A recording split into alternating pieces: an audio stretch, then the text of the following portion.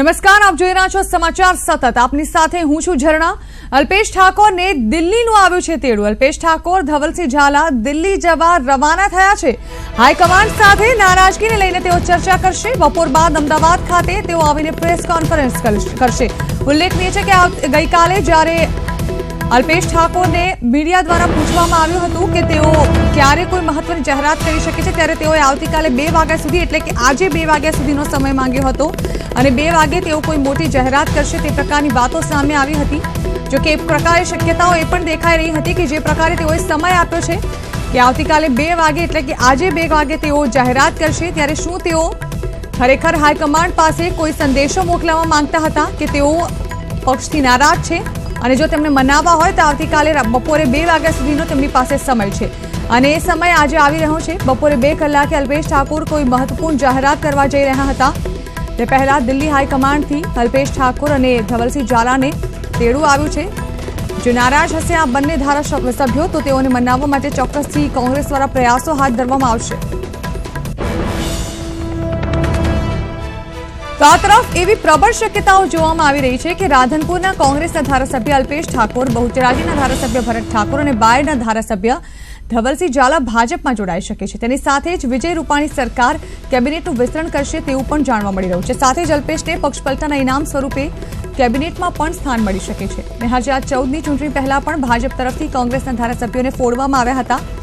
હવે જ્યારે લોકસભાની ચૂંટણી નજીક છે ત્યારે ભાજપ તરફથી ફરી એક વખત આ કવાયત શરૂ કરવામાં આવી છે. આજે બપોરે 2 કલાકે અલ્પેશ ઠાકોર પ્રેસ કોન્ફરન્સ કરી મોટી જાહેરાત કરી શકે છે. તો કાલના દિવસના ઘટનાક્રમની વાત કરીએ તો સમગ્ર દિવસ દરમિયાન અલ્પેશ ઠાકોરને લઈને ચર્ચા ગરમ રહી. સવારથી એવી ચર્ચાએ જોર પકડ્યું કે અલ્પેશ ઠાકોર નારાજ છે અને તેઓ ભાજપમાં જોડાવા જઈ રહ્યા છે. અલ્પેશના ભાજપમાં જોડાવાની અટકળો જાણતા ભાજપે વેલકમ કહી દીધું. તો બીજી તરફ અલ્પેશ ઠાકોરની ઓફિસે તાત્કાલિક બેઠક યોજવામાં આવી. આ દરમિયાન અલ્પેશને હાઈકમાન્ડનું તેડું આવ્યું. હવે તમામની નજર અલ્પેશ ઠાકોર પર છે. રાજકીય વર્તુળમાં ચર્ચાઈ રહ્યું છે કે અલ્પેશ ઠાકોર આજે કોઈ મોટો ધડાકો કરશે. ગણતરીની કલાકોમાં જ લોકસભાની ચૂંટણીની તારીખો જાહેરાત થઈ શકે છે.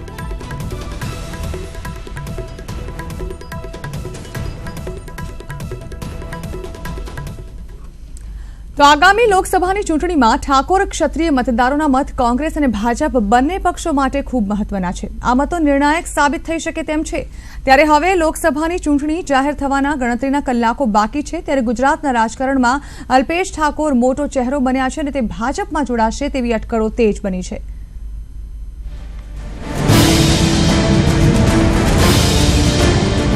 ઠાકોર ક્ષત્રિય સમાજના યુવા નેતા અને રાધનપુરના ધારાસભ્ય અલ્પેશ ઠાકોરના ભાજપમાં જોડાવા અંગેની અટકળો તેજ બનતા ગુજરાતના રાજકારણમાં ગરમાવો આવી ગયો છે. તો બીજી તરફ અલ્પેશ ઠાકોર આ વાતને અફવા ગણાવવાની સાથે શુક્રવારે પ્રેસ કોન્ફરન્સ કરીને તમામ વાતોનો ખુલાસો કરવાનું કહેતા ફરીથી ગુજરાત કોંગ્રેસ અને હાઈકમાન્ડની ચિંતા વધી ગઈ છે. ત્યારે અલ્પેશ ઠાકોરના ભાજપમાં જોડાવવાના મામલે ગુજરાત પ્રદેશ ભાજપના પ્રમુખ પણ અલ્પેશને આવકારવા તૈયાર છે અને અલ્પેશના આવવાથી ભાજપ વધુ મજબૂત બની શકે તેમ છે. તંત્ર છે, વ્યક્તિ એમને આવવું હોય તો અમે તો પાર્ટી લઈને બેઠા છીએ. અમારી શક્તિમાં ઉમેરો થતો હોય તો સ્વાભાવિક છે કે તો બધી જ પાર્ટીમાં, માત્ર અમારી નહીં. જ્યારે કોંગ્રેસ કહેતી હોય છે કે કેટલાક લોકો અમારા આવે છે ત્યારે ભારતીય જનતા પાર્ટી ઉપર માત્ર આ પ્રકારની વાતો કરે છે. કોઈ પણને આવવું હોય એ આવી શકતા હોય છે. બીજી તરફ અગાઉ અલ્પેશ ઠાકોર કોંગ્રેસથી નારાજ રહી ચૂક્યા છે. જાહેરમાં કોંગ્રેસમાં ચાલતા આંતરિક વિવાદને લઈને નિવેદન પણ આપી ચૂક્યા છે. ત્યારે અલ્પેશ ઠાકોરે સમાજના અગ્રણીઓ સાથે મીટિંગ શરૂ કરી છે તે ઘણું બધું કહી જાય છે. કારણ કે અલ્પેશ ઠાકોરના સમર્થકોના 2 જૂથ અલગ અલગ મંતવ્યો ધરાવે છે. જેમાં એક જૂથ કહી રહ્યું છે કે ભાજપ ગુજરાતમાં મજબૂત છે અને કેન્દ્રમાં સત્તા ધરાવે છે, તેથી જો તે ભાજપમાં જાય તો સમાજને તેનો મોટો ફાયદો મળી શકે તેમ છે. તો બીજું જૂથ આ બાબતને સમર્થન નથી આપતું. ત્યારે શુક્રવારે અલ્પેશ ઠાકોર શું ખુલાસો કરે છે તે મહત્વનું બની રહેશે. આ જે કંઈ માહોલ ચાલે છે એ તમામ બાબતોથી હું બિલકુલ અજાણ છું. એક પ્રેસ કોન્ફરન્સ કરવાનો છું. તમામ મુદ્દાઓ અને તમામ વાતોને લઈને ખુલાસો બંધ રીતે મારી પ્રેસ થવાની છે. એ વખતે તમને બધું જ ખબર પડી જશે. તમે આને જે કંઈ સમજવું હોય સમજી શકો. આપ જે કંઈ તર્ક વિતર્ક લગાવવા લગાવી શકો. અલ્પેશ ઠાકોરનો ભાજપનો ભગવો ધારણ કરવાની વાતને લઈને કોંગ્રેસનું હાઈકમાન્ડ પણ ગંભીર બન્યું છે અને આ બાબતે ખુલાસો કરવા માટે અલ્પેશ ઠાકોરને દિલ્હીનું તેડું મોકલ્યું છે.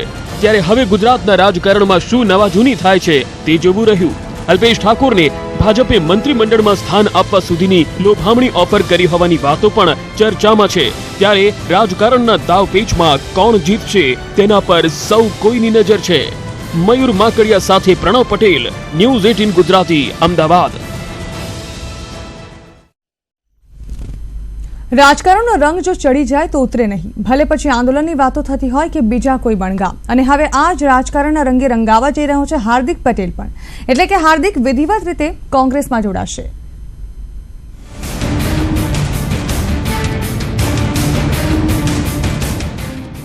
ક્યારેક અનામત માટે તો ક્યારેક ખેડૂતો માટે તો ક્યારેક હક માટે લડનારો હાર્દિક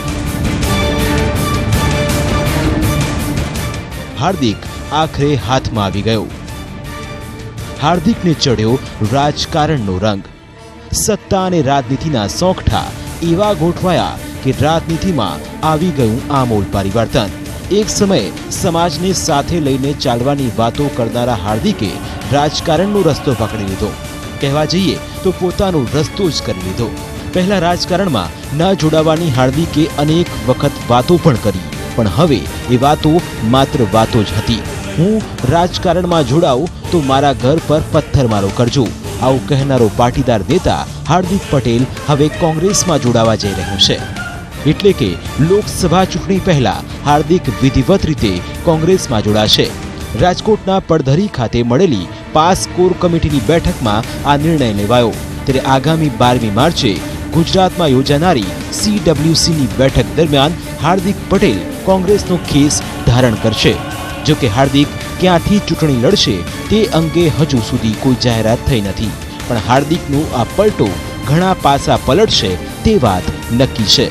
bureau report, news 18 Gujarati.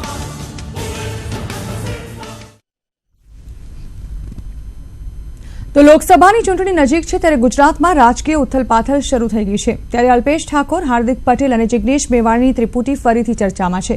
Congress અને ભાજપ બંને રાજકીય પક્ષો ગુજરાતના યુવા ચહેરાઓને લેવા માટે રાજકીય સોગઠા ગોઠવવામાં લાગી ગયા છે।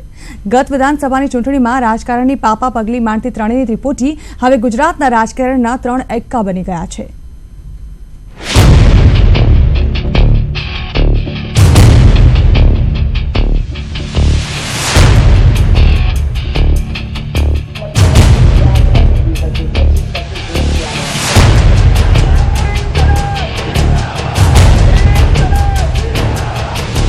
आज है हार्दिक पटेल, जिग्नेश मेवाणी अरे अल्पेश ठाकुर के जे हाल गुजरातना राजकारणना एक्का बनी गया छे। गत विधानसभानी चूंटणीमां आ त्रिपुटीए भाजपने રીતસરનો પરસેવો પડાવી દીધો હતો। ત્યારે લોકસભાની તમામ 26 બેઠકોને જાળવી રાખવા માટે ભાજપને આ ત્રિપુટી તોડવી પડે તેમ છે।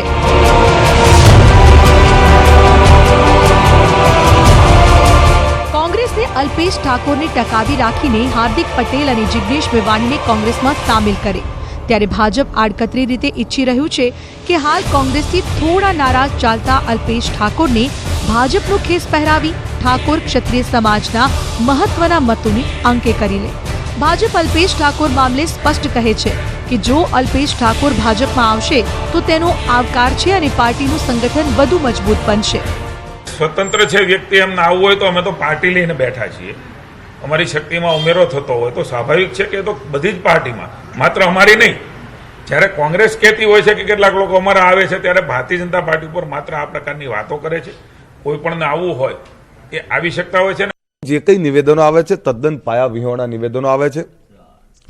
જ્યારે અલ્પેશ ઠાકોર ખુદ હું કહેતો હું કે આ જે કંઈ માહોલ ચાલે છે એ તમામ બાબતોથી હું બિલકુલ અજાણ છું। આવતીકાલે 2 વાગે બાકાયદા એક પ્રેસ કોન્ફરન્સ કરવાનો છું। તમામ મુદ્દાઓ અને તમામ વાતોને લઈને આવતીકાલે ખુલાસો બંધ રીતે મારી પ્રેસ થવાની છે। તો થોડા દિવસથી એ પણ અટકળો શરૂ થઈ ગઈ છે કે પાટીદાર લીડર હાર્દિક પટેલ કોંગ્રેસની ટિકિટ પરથી જામનગરથી લોકસભાની ચૂંટણી લડવાનો છે અને હજુ પણ પાટીદારોમાં હાર્દિક પટેલનું પ્રભુત્વ જોવા મળતા કોંગ્રેસ ભાજપને 26 પૈકી વધુને વધુ બેઠકો તોડવા માટે કોંગ્રેસ હાર્દિકનો ઉપયોગ કરી તેને સક્રિય રાજકારણમાં જામનગરની સીટથી લડાવી શકે છે। જેના કારણે સૌરાષ્ટ્રમાં કોંગ્રેસ મજબૂત બની શકે તેમ છે. અને જીતુ વાઘાણીએ તો ત્યાં સુધી કહી દીધું કે સમાજના લોકોના મોત નિપજાવીને હાર્દિક પટેલ રાજકારણ રમી રહ્યો છે. કે દેખાવા માટે માત્ર સમાજની વાતો કરી છે. સમાજના નિર્દોષ લોકોને એમણે, હું એમ કહું છું કે મૃત્યુ પણ કરાવ્યા છે, માત્ર પોતાના રાજનીતિના સ્વાર્થ માટે થઈને. ઉંમર ન હોય એટલે ન લડી શકે, પણ પાછલા બાણેથી કોંગ્રેસની સભામાં જવું, કોંગ્રેસ માટે ભાષણો કરવા, કોંગ્રેસને મત આપવાનું કહવું, એ શું વિચાર હતો? એ શું સમાજ હતો? સમાજને છેતરવાનું પાપ કર્યું છે, સમાજ ઓળખે છે. વિભુ નેક્સ્ટ ઇન્ટરવ્યુ મારું કા ગાંધીનગરમાં લે કા દિલ્હી.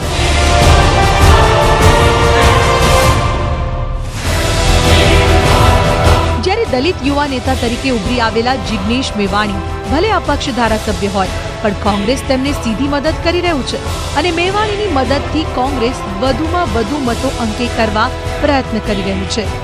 ત્યારે એક સમયે આંદોલનથી ગુજરાતના રાજકારણમાં પ્રવેશેલી આ યુવા ત્રિપુટી કોંગ્રેસ સાથે રહીને ભાજપની 26 બેઠકો આંકને ઘટાડે છે કે નહીં તે જોવું રહ્યું. પ્રણવ પટેલ સાથે મયુર માકડિયા, ન્યૂઝ 18 ગુજરાતી, ગાંધીનગર. ભાજપની સીટો ઓછી કરવા ત્રણેય યુવા ચહેરાનો ઉપયોગ સીધી અથવા આડકતરી રીતે કોંગ્રેસ કરી રહ્યું છે. ત્યારે કોઈને કોઈ આંદોલનથી રાજકારણમાં આવેલા ત્રણેય યુવા નેતાઓને કોને કેટલો ફાયદો પહોંચાડે છે તે જોવું રસપ્રદ બની રહેશે.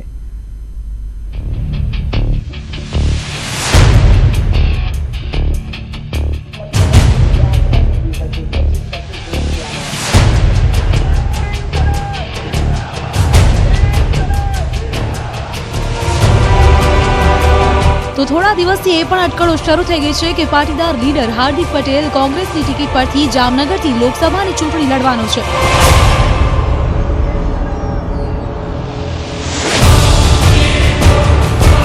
અને હજુ પણ પાટીદારોમાં હાર્દિક પટેલનું પ્રભુત્વ જોવા મળતા કોંગ્રેસ ભાજપને 26 પૈકી વધુને વધુ બેઠકો તોડવા માટે કોંગ્રેસ હાર્દિકનો ઉપયોગ કરીને તેને સક્રિય રાજકારણમાં જામનગરની સીટથી લડાવી શકે છે.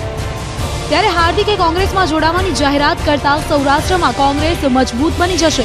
જોકે જે રીતે વિધાનસભામાં હાર્દિક પટેલે ભાજપને નુકસાન કર્યું હતું તેની અસર હજુ પણ જોવા મળી રહી છે અને ભાજપ માટે હવે હાર્દિક પટેલ માથાનો દુખાવો બની જશે તે વાત નક્કી છે.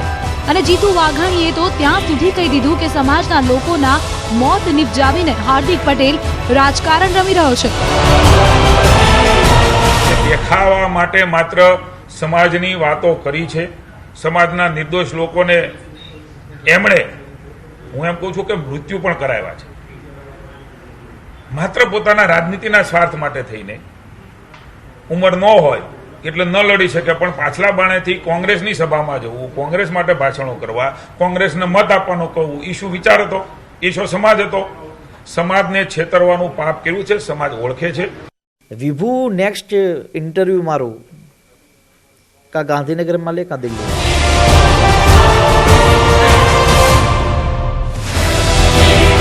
જ્યારે દલિત યુવા નેતા તરીકે ઉભરી આવેલા જિગ્નેશ મેવાણી ભલે અપક્ષ ધારાસભ્ય હોય, પરંતુ કોંગ્રેસ તેમને સીધી મદદ કરી રહ્યું છે અને મેવાણીની મદદથી કોંગ્રેસ વધુ મતો અંકે કરવા માટે પ્રયત્ન કરી રહ્યું છે. ત્યારે એક સમયે આંદોલનથી ગુજરાતના રાજકારણમાં પ્રવેશેલી આ યુવા ત્રિપુટી કોંગ્રેસ સાથે રહીને ભાજપના 26 બેઠકોના આંકને ઘટાડે છે કે નહીં તે જોવું રહ્યું. પ્રણવ પટેલ સાથે મયુર માકડિયા, ન્યૂઝ 18 ગુજરાતી, ગાંધીનગર.